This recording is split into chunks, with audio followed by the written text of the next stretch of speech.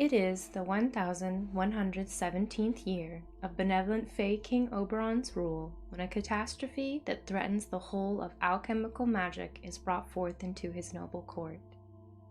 The smallest of the dragon species is on the verge of extinction, and with their impending doom comes the scarcity and eventual loss of alchemy's most fundamental resource, gallstones, the common Fey's Philosopher's Stone.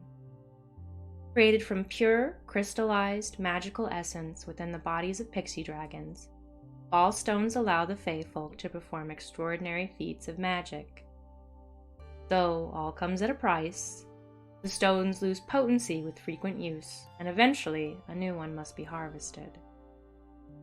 It is the harvesting that has brought about the end of the pixie dragons, rather than awaiting a natural end for the poor creatures.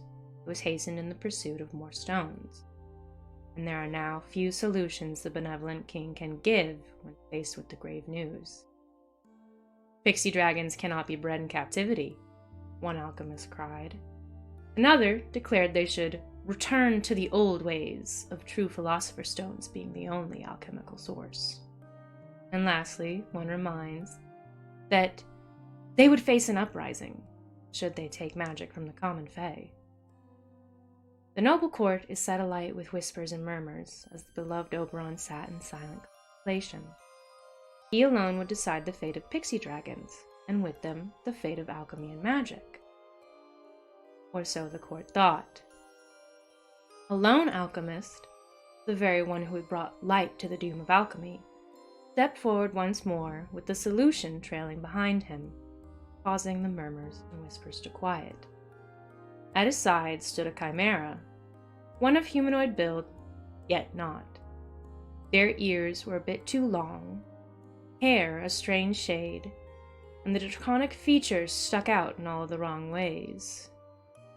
At their center gleamed a ballstone, with brilliant greens and blues to match the unnatural eyes peering up at their king.